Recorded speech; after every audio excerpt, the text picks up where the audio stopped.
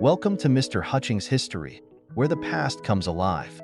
Let's dive into today's story. Welcome to the deep dive. Today we're going to rewind the clock back to 1950, right in the thick of the Cold War. Yeah, a time of some pretty high tension. We're diving into a document that seriously shaped how the U.S. handled things with the Soviet Union for decades. We're talking NSC-68. You could call it the playbook for how the U.S. saw and dealt with the Soviet Union. But it's more than just some old document. It's like a snapshot of all the worries and big ideas swirling around back then. And guess what? A lot of it still rings true today. It's true, some of it is still scarily relevant. So what if I told you this document, written right after World War II, kind of set the stage for today's military-industrial complex? Whoa, now that's a thought, isn't it? And a bit unsettling. But to really get how we got there, we got to unpack the anxieties that fueled this NSC-68 thing. Yeah, paint us a picture. Imagine it, the U.S. staring down this new superpower, the Soviet Union, communist regimes popping up in Eastern Europe like mushrooms, and whispers of communist influence spreading all over, from Asia to Latin America. Talk about a recipe for some serious stress eating. You can practically hear the nail biting in the room where they wrote this thing. Oh, absolutely. It wasn't just about two different ways of thinking. It was about who was going to run the world, you know? And to the folks who put NSC-68 together, the Soviets weren't messing around. So they thought the Soviets were playing for keeps. Absolutely. They saw it as a calculated strategy. The report lays it out, how the Soviet Union was dead set on weakening Western democracies.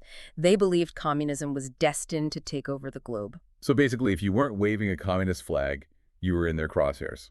Pretty much. And NSC-68 claimed this wasn't just some hunch, it was baked right into their Soviet ideology. They even quoted that historian, what's his name, Arthur M. Schlesinger Jr. He said this whole expansionist drive was basically in their DNA. It was like looking at an existential threat, a fight for survival. High stakes. So how they planned to push back against this communist wave? They couldn't exactly build a wall around the whole planet, right?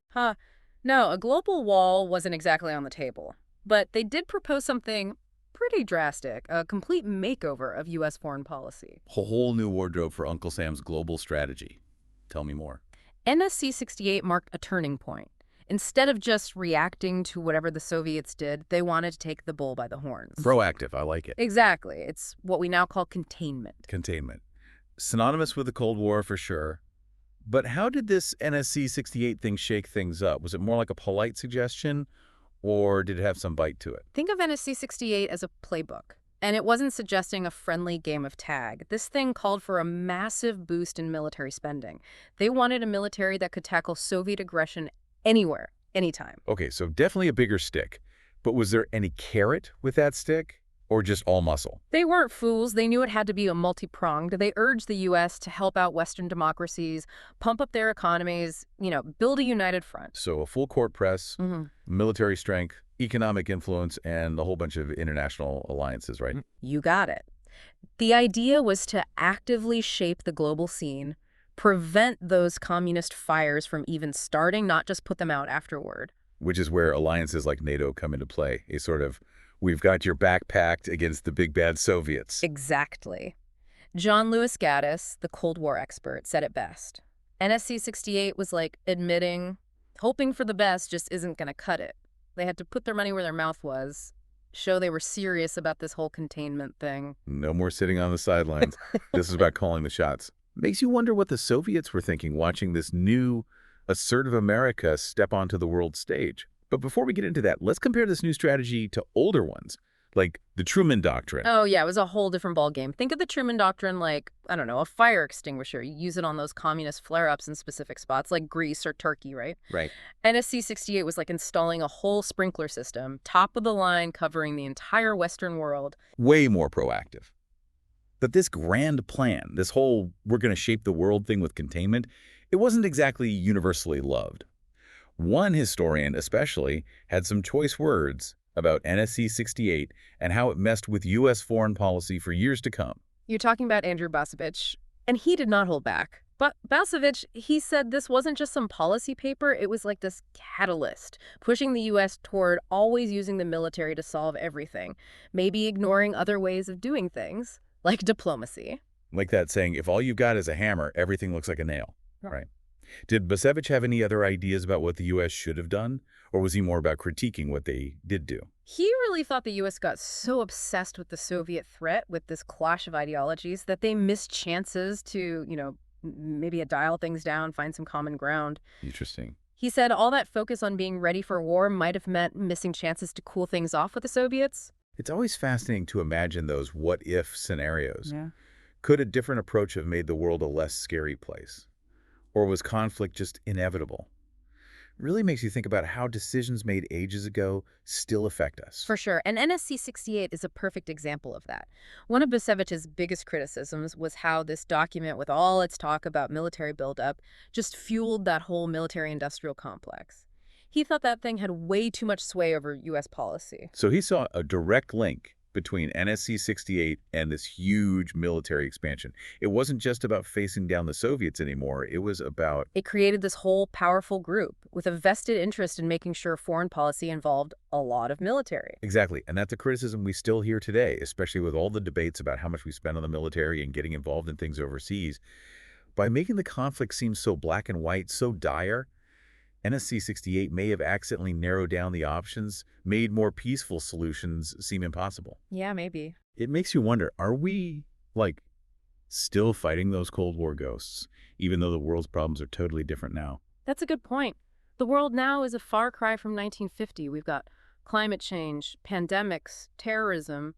These things need everyone to work together, not just fight it out. So, looking back, how should we see NSC-68? A dusty old relic, a warning from the past, something else entirely.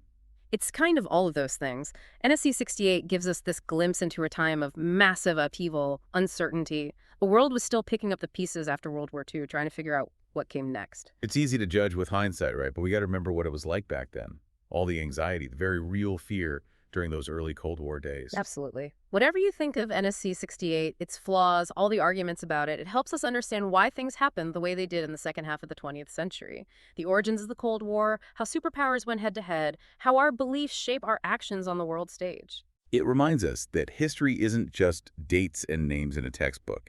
It's about the choices people made, the paths they took, and the ripple effects of those decisions that we're still dealing with. Yeah, and those ripples, those legacies, they're still with us. The world might be a different place than it was in 1950, but the echoes of NSC-68, good and bad, they still color how we view global affairs.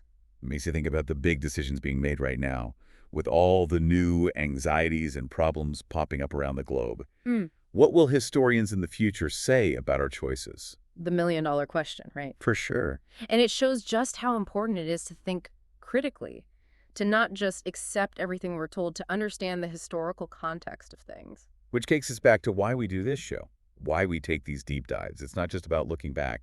It's about using the past to understand the present, maybe even make a better future. Couldn't have said it better myself. If there's one big lesson from NSC-68, it's that we got to question things, look for different perspectives, have a healthy dose of skepticism. Because the world is rarely black and white.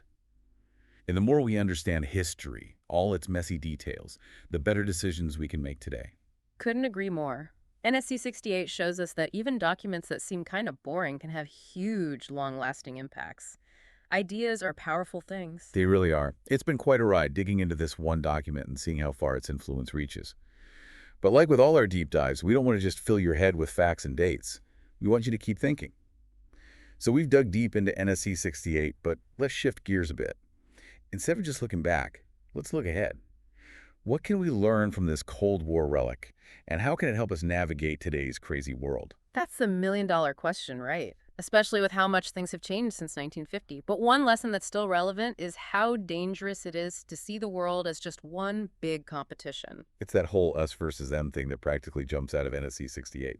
It's like, by making the Soviet Union the ultimate bad guy, they accidentally close themselves off from other options. Right. And it's a trap we still fall into, don't we? Oversimplifying complex issues, turning those with different views into the enemy. It's definitely easier to rally the troops when there's a clear bad guy compared to tackling those messy issues with lots of sides. But look at climate change, pandemics, terrorism. Yeah. You can't just fight those things. You got to work together. Exactly. And that's why looking back at things like NSC-68 is so important. It reminds us to question what we think we know, get different perspectives, remember that history isn't always so black and white. It's like realizing even well-meaning plans can backfire, and holding on to outdated ideas can blind us to new solutions. Totally. The world is rarely as simple as we want it to be. Understanding how we got here, all the twists and turns, can help us make smarter decisions today. So as we wrap up our NSC-68 deep dive, here's a final thought.